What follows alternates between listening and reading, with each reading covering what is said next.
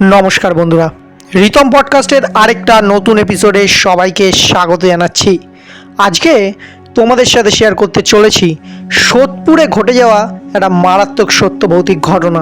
আমার শরীরটা একটু ভালো নেই, ওই জন্য গলাটা একটু অন্যরকম লাগতে পারে, অ্যাডজাস্ট করে নিও। আর হ্যাঁ, হ্যাপি ইন্ডিপেন্ডেন্স ডে। জানি লেট বললাম, তবুও কানে হেডফোনটা পরে নাও। চলো আজকের গল্পটা শুরু করা যাক। আজকের গল্পটা আমাকে মেল করে পাঠিয়েছেন দিলীপ ঘোষ দাদা, সোদপুর থেকে। দাদা যেভাবে গল্পটা মেল করেছে তোমাদের সবার সামনে ঠিক সেইভাবে তুলে ধরার চেষ্টা করলাম। নমস্কার, আমার নাম দিলীপ ঘোষ। আমার বাড়ি সোদপুর মুড়াগাছার ওখানে। ঘটনাটা আমার জীবনে ঘটে 15ই আগস্ট 2018 সালে। ঘটনাটা কিছুটা ভয়ের, আবার কিছুটা ইমোশনাল। 15ই আগস্ট 2018 সালে আমার বাবা মারা যায়। হ্যাঁ, তখন চারিদিকে পতাকা উত্তোলন হচ্ছে। আমার বাবা একজন আর্মি ছিলেন, সসম্মানে তাকে দাহ করা হয়। যাই হোক, আমাদের মোটামুটি পয়সা কড়ি ঠিকই ছিল। আমি, আমার মা, আমার ঠাকুমা, আমার দাদু তখন বেঁচে নেই। আমার বাবা খুবই কম বয়সে মারা যায়। ওনার ডেঙ্গু হয়েছিল, আমরা ওনাকে বাঁচাতে পারিনি। অনেক চেষ্টা করেছিলাম, কিন্তু বাবাকে আর বাঁচাতে পারলাম না। তখন আমার বয়স 22 বছর, আমার বোনের বয়স 12 বছর। ও তখন অনেকটাই ছোট। যাই হোক, গল্পে ফেরা যাক। আমার বাবাকে যখন দাহ করে আমরা বাড়িতে ফিরি, সেরম কিছু মনে হয়নি। আমার বাবার আগে চেহারাটার কথা বলে দিই। আমার বাবা প্রায় 6 ফুটের ওপরে, কিন্তু বাবার যখন শরীর খারাপ হয়, ডেঙ্গু হয়, তার 2 মাস আগে থেকেই না কিছু এফোর্ট দেখা যাচ্ছিল, কিন্তু আমরা ধরতে পারিনি যে বাবার ডেঙ্গু হয়েছে। যাই হোক, ঠিক সব কাজকর্ম বাবার মিটে গেল, শ্রাদ্ধ টাদ্ধ সব হয়ে গেল। মোটামুটি তখন আমাদের মন মেজাজ অতটা ভালো নেই। আমি তখন একটা প্রাইভেট ফার্মে চাকরি করতাম।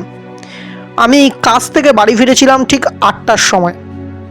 আমার বোন নিজের রুমে পড়াশোনা করছে, আমার মা ঠাকুমা টিভি দেখছে। আমি সেকেন্ড ফ্লোরে থাকি, আমার ঠাকুমা নিচের ফ্লোরেই একটা রুমে থাকে, তার পাশের ঘরের ঠাকুর ঘর। যাই হোক, আমি সেকেন্ড ফ্লোরে যাই। সেকেন্ড ফ্লোরে গিয়ে আমি নিজের মতো একটু কম্পিউটারে ফেসবুক চালাচ্ছি। প্রথম যে ইনসিডেন্টটা আমার সাথে ঘটে, আমার মনে হয় আমার পেছনে দাঁড়িয়ে কেউ একটা খুব জোরে কাশছে। তো প্রথমে আমি ভাবি যে হয়তো ঠাকুমা এসছে। এবার যেহেতু আমার কানে হেডসেট ছিল, আমি অতটা খেয়াল করি না। তারপর না ঠিক 5 মিনিট পরে আমার মনটা কেরম খটকা দেয়, কারণ যে কাশির আওয়াজটা আমি পাচ্ছিলাম কানে, সেটা কোনো মেলই ভয়েস না, সেটা একটা পুরুষের কণ্ঠ। আমি না কিছুটা থতমত খেয়ে যাই, আর হুট করে পেছন ঘুরে দেখি যে কেউ আছে কি না। কিন্তু পেছনে কেউ ছিল না। আমি শুধু দেখলাম আমার যে রুমের দরজাটা, ওই দরজার একদম গা ঘেঁষে একটা ছায়ার মতো কিছু বাইরে বেরিয়ে গেল। তো আমি অত কিছু না ভেবে মোটামুটি ওই রাতটা খাওয়া দাওয়া করে আমি শুয়ে আছি। আমার সবথেকে খুব বাজে স্বভাব, আমি যখন রাতে শুই, আমি না খুব ওভার থিঙ্কিং করি। আমি আমার বাবাকে নিয়ে খুব চিন্তা করছিলাম। তো যাই হোক, তখন রাত 1টা কি 2টো বাজে, আমার ঘুম আসছে না। আমার খালি কিছু স্মৃতি না খুব মনে পড়ছে বাবার, মানে যাই হয় আর কি, মানে সদ্য বাবা মারা গেছে, অনেক থিঙ্কিং করছিলাম। যাই হোক, আমার মনে হলো ঠিক রাত 2টোর সময় আমার মাথায় কারো একটা হাত পড়লো। কেউ মনে হচ্ছে মাথায় হাত বোলাচ্ছে, আর খুব ঠান্ডা হাত। কিন্তু বিশ্বাস করো, আমি না এক ফোঁটা ভয় পাইনি। আমি খালি একটা জিনিস চিন্তা করলাম, আমি যখন রাতে না এরকম ঘুমাতাম না, মোবাইল টোবাইল দেখতাম বা কম্পিউটারে গেম টেম খেলতাম, বাবা এসে বলতো যে কিরে ঘুমিয়ে পড়, তারপরে না বাবা আমার মাথায় হাত বোলাতো। ঠিক না, সেই স্মৃতিটা মনে পড়লো, আর বিশ্বাস করবে না, আমি এক ফোঁটা ভয় পাচ্ছি না, কিন্তু আমার শরীর পুরো শক্ত হয়ে গেছে। আমি না শুধু ওপরের দিকে তাকিয়ে রয়েছি, পাখার দিকে, পাখাটা ভনভন করে ঘুরছে, চারিদিক নিস্তব্ধ, আর আমার মাথায় কেউ একটা হাত বুলিয়ে যাচ্ছে কন্টিনিউয়াসলি, আর হাতটা প্রচণ্ড ঠান্ডা। আর না কানের সামনে কিছু একটা ফিস ফিস করে পড়ছে, মানে বলছে, আর কারো একটা গরম নিঃশ্বাস আমার কাঁধে পড়ছে। তো যাই হোক, আমি না ঠিক 10 থেকে 15 মিনিট পরে আমার শরীরটা একটু হালকা হয়, মনে হয় কেউ আমার পাশে বসে মাথায় হাত বোলাচ্ছিল, সে চলে গেল। তখন টাইমটা ঠিক 2:15 থেকে 30-এর মধ্যে। আমি উঠে বসি, সারা ঘরটা প্রচণ্ড কনকনে ঠান্ডা, কিন্তু সেই টাইমে কিন্তু কোনো ঠান্ডার ব্যাপার নেই। যাই হোক, তার 5 থেকে 6 মিনিট পরে গরম হয়ে গেল রুমটা। আমি উঠে জল টল খাচ্ছি, জল খেয়ে আমি আবার শুলাম। এইবার যে ঘটনাটা ঘটে সেটা কিন্তু কিছু নর্মাল না, প্রচণ্ড একটা ভয়ের অনুভূতি। আমি যে রুমটায় থাকি সেকেন্ড ফ্লোরে, তার পেছনে আমাদের একটা বাগান আছে। বাগানে একটা আম গাছ আছে, যেটা আমার রুমের জানলা দিয়ে দেখা যায়। আমি না ঠিক একটা পুরুষ কণ্ঠে কান্নার আওয়াজ পাই, মনে হচ্ছে ফুপিয়ে ফুপিয়ে কাঁদছে আর কিছুটা একটা ঘুষি মারছে, প্রচণ্ড জোরে আঘাত করছে। আমি না অনেকক্ষণ শুনি যে কি হচ্ছে, ফুপিয়ে ফুপিয়ে কাঁদছে, কিন্তু কিছু একটা বলছে যেটা আমি বুঝতে পারছি না। আর গাছে ধূপধাপ ঘুষি মারছে, আমি বুঝতে পারছি ওখান থেকে। যাই হোক, আমি না উঠি বিছানা থেকে, জানলার পর্দাটা হালকা করে সরালাম, নিচের দিকে তাকিয়ে দেখি একজন কালো রঙের শাল গায়ে দিয়ে গাছটাতে ঘুষি মারছে। আর লোকটার হাইট ঠিক আমার বাবার মতোই রোগা, কিন্তু আমি লোকটার মুখ দেখতে পাচ্ছি না। উনি কাঁদছে আর ঘুষি মারছে। আমার হাত পা না থরথর করে কাঁপছে আর সারা গায়ে কাটা দিচ্ছে। আমি না এক নজরে দেখছি, দেখতে দেখতে হঠাৎ করে লোকটা থেমে গেল, ঘুষি মারাটা বন্ধ করলো, একদম কান্নাটাও বন্ধ করে দিল। লোকটা এবার আমার দিকে মুখ ঘোরালো। ওই জিনিসটা লাইফে যদি কেউ দেখে না, মানে নরম হার্টের কেউ, সে ওখানেই হার্ট ফেল করবে। আমার বাবার মুখ, কিন্তু আমার বাবার এক সাইড, মুখের এক সাইড দেখা যাচ্ছে আর এক সাইড কঙ্কাল। আর না আমার দিকে তাকিয়ে একটা অন্যরকম হাসি দিয়ে না, বিশ্বাস করবে বিশাল জোরে উড়ে এসে মনে হচ্ছে আমার উপরে ঝাঁপিয়ে পড়লো। আমি একদম মানে ওই জানলা থেকে ছিটকে গিয়ে ঘরের এক কোনায় পড়ি, আমি জ্ঞান হারাই। তারপরে আমার কিছু মনে নেই, শুধু আমি একটা জিনিস অনুভব করছিলাম, কেউ আমার ঘাড়ের ওপরে উঠে আমাকে প্রচণ্ড জোরে আঘাত করছে। জাস্ট এইটুকু মনে আছে, কারণ আমার ব্যথা করছিল। পরের দিন সকালে যখন আমার ঘুম ভাঙে, সেটা আমার বোনের আওয়াজে। বোন বলে আমি নাকি ঘরের এক কোনায় বসেছিলাম, আর আমার সারা শরীর মানে বড় বড় নখের দাগ।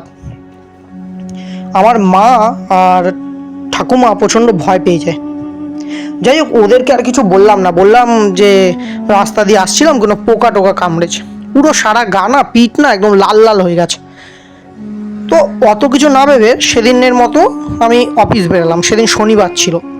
আমি অফিস থেকে ফিরছি, ঠিক আমাদের বাগানটুকু এসছি, বাগান থেকে হয়তো 15 কি 20 পা ফেললেই আমার বাড়ি। বাগানে ওখানে যাচ্ছি, ঠিক আবার দেখলাম তখন বাজে হচ্ছে 7:30 থেকে 8টা। আমাদের যে আম গাছের তলায় একজন সেই শাল মুড়ি দিয়ে বসে আছে। আমার সারা শরীর ঠান্ডা হয়ে গেল যে কে বসে আছে আবার। আমি না সাহস করে বাগানের দিকে এগাতে থাকলাম। এগানোর পরে যেটা দেখলাম সেটা প্রচণ্ড ভয়ের। আমার বাবার এইবার পুরো মুখ দেখা যাচ্ছে, কিন্তু শরীরটা পুরো কঙ্কাল, হাতগুলো কঙ্কালের।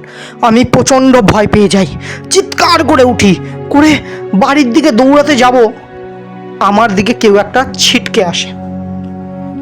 আমার শুধু এইটুকু তারপরে মনে আছে যে আমাকে আমার বাবা বলছে, সে মানে আমার বাবা মরে যাওয়ার পরে অনেক কষ্টে আছে, একটা অন্ধকারে পড়ে আছে, আমিও যাতে তার সাথে যাই।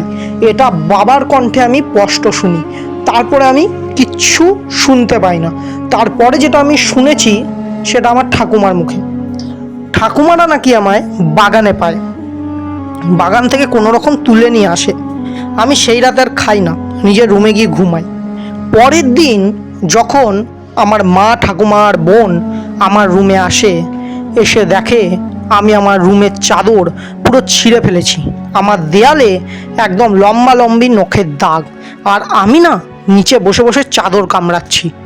ওরা আমাকে ছাড়ানোর অনেক চেষ্টা করেছে, আমি কারো কথা শুনছি না, বাড়িতে ভাঙচুর করছি, এমনকি বোনকে একটা ঘুষিও লাগিয়ে দিয়েছি। তারপরে ওরা কিছু না পেয়ে পাড়ার লোক তো পুরো ভিড় করে দেয় আমার বাড়ির সামনে। আমার বাড়িতে একজন ওঝাকে ডাকা হয়।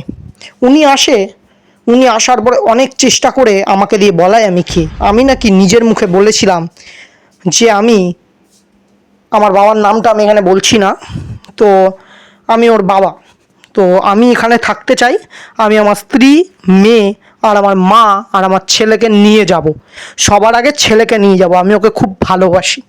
তো যে ওঝা এসেছিল উনি ছাড়াতে পারেন না। আমি দুদিন ওই অবস্থায় থাকি, আমি বাড়িতে ভাঙচুর করতে থাকি, নিজের মাথা নিজে ঠুকতে থাকি, গালাগাল করতে থাকি, আর না পাগলের মতো করতে থাকি। আর আমাদের সারা ঘর ততদিন না একটা ফুলের গন্ধ, মানে যে মরে গেলে যে ফুলগুলো দেয় না, ওই ফুলের গন্ধে আমাদের ঘর নাকি পুরো ভরে গেছে। আর আমি না বিড়বিড় করতাম খালি, আর আমার মায়ের দিকে তাকাতাম, আমার মানে ঠাকুমারকে মারতে যেতাম। শেষে পাড়ার লোক আমাকে বেঁধে রাখে একটা ঘরে, আর অনেক দূর থেকে 3-4 জন ওঝাকে নিয়ে আসা হয়। তারা আমার রুমে ঢোকে, সবাইকে রুম থেকে বার করে দেয়, তারা তাদের যে মন্ত্র টন্ত্র পড়ে আমাকে ছাড়ায়। কিন্তু তারপরেও যখন ওঝারা চলে যায়, আমি 2-3 বার বাবাকে দেখতে পাই আমাদের আম গাছের তলায়। গল্পটা এখানেও শেষ না, আমরা আবার ওঝাদেরকে ডাকি, ওরা আমাদের ঘরটাকে বন্ধন করে আর বলে আমার বাবার আত্মার শান্তি পায়নি, গয়ায় গিয়ে পিণ্ড দিতে হবে। আমরা গয়ায় গিয়ে পিণ্ড দিয়ে আসি আমার বাবার। তারপরে আস্তে আস্তে জিনিসটা নর্মাল হয়। আমার লাইফের এই ঘটনাটা একটা ছোট্ট ঘটনা, কিন্তু তোমাদের বললাম, যদি ভালো লেগে থাকে অবশ্যই পড়ে শুনিও। তো প্রথমত বলি, আগেও আমরা এরম গল্প আমার চ্যানেলে পেয়েছি। মায়া খুব আলাদাই জিনিস। যাদের মায়া আছে নিজের পরিবারের ওপর, বাড়ির ওপর, তারা মরে গিয়েও শান্তি পায় না। যাই হোক, যদি গল্পটা ভালো লেগে থাকে আর একটুও ভয় লেগে থাকে, তোমার বন্ধুবান্ধবকে শেয়ার করে যাও ভয় পাওয়ানোর জন্য। আর হ্যাঁ, লাইক শেয়ার সাবস্ক্রাইব করে দাও আমার চ্যানেলটা, কমেন্টে জানিও দাদার গল্প কীরকম লেগেছে। আজকের জন্য এইটুকু, ফিরে আসবো আবার কোনো নতুন গল্প নিয়ে, নতুন ভয় নিয়ে।